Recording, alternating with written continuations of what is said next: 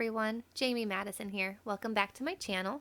So today's card is going to be featuring the Simon Says Stamp October card kit. This card kit came with this beautiful stamp set. It's called Thankful Flowers, and it has the big bouquet at the top, and then it has individual flowers along with some pretty sentiments as well. So we're going to be using the big bouquet today, and I'm going to be taking that and stamping it with my Ink on 3 No Line coloring ink. The reason I'm using this is because I'm going to be doing some embossing later, but I just need to be able to see the impression that I'm going to be coloring first. I'm going to go ahead and stamp this on some Bristol Smooth cardstock paper. I will stamp this twice just so I can get a nice good impression, and make sure after you stamp it to leave your stamp in your stamp platform because we're going to be revisiting it after we're done coloring. So after I have my image stamped down, we're going to move it over and we're going to start coloring in with some colored pencils. The colored pencils that I'm using today are by Arteza. I have the 72 set, I'm wanting to say, or is it the 90? 72 set, yes.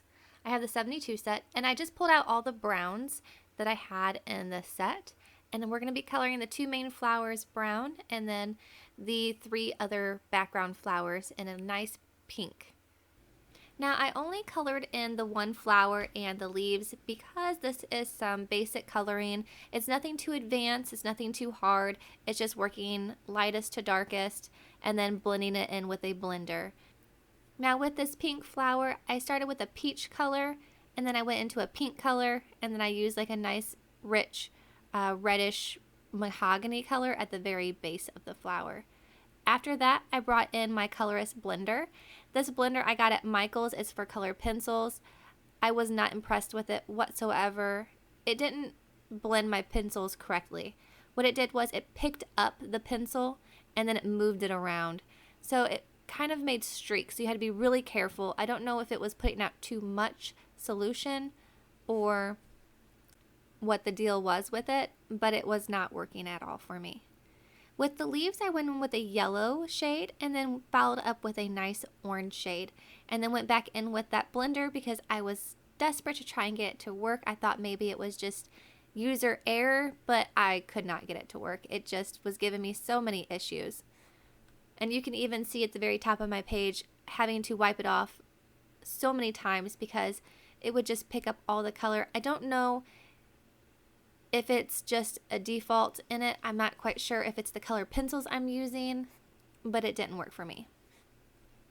Now moving on to our embossing, I brought that page over to my stamp platform, and like I said, we left our stamp in the same position so we can emboss on top of it. I did treat my paper with some anti-static powder before I went in with my Versamark, and I'm going to use my black embossing powder by Recollections and just sprinkle that all over, and then I'm going to heat emboss that until it's nice and smooth and melted, and then we're going to go ahead and fussy cut it out. Now moving on to the background, I got this beautiful paper pad and I wanted to use this image. I really liked the corner of that embossing image and I wanted to execute that onto my card.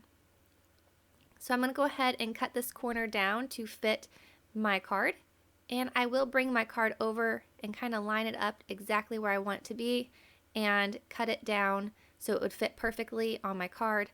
I will leave a little bit of a white border as well so the flowers don't feel too brought down. I don't know the right word for it, but I tried it without the white border and it didn't look right, so I added the white border and I felt like it blended a lot better. So I'm going to go ahead and add this onto a A2 top folding card using my ATG tape roller, and then I'm going to pop up my flowers with some foam tape. This is a very simple card.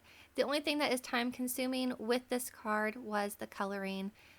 It took quite a while. I wish I was able to use my Copics, but I don't have enough browns that I would have been able to get the flowers the way I wanted them. But I really love the way the pinks turned out on these flowers. After I have my flowers centered where I want them, I'm going to go ahead and bring my card over to my platform, and I'm going to emboss "Thank You" in the right hand corner with some black embossing powder. I did try using some black ink and it just absorbed into the paper and you really couldn't even see it, so definitely would have to use some heat embossing on this paper. I'm now going to mark out some areas that I want my Nuvo drops to be because I still want to add some black accents to this card. So I just mark it with a pencil, that way I like the way it looks, then I can go in with my Nuvo drops.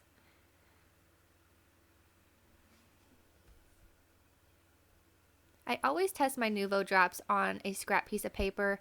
There's been so many times I went to squeeze the bottle and it splatted on my card and ruined my project. So nice little tip, always test your Nuvo out before you use it.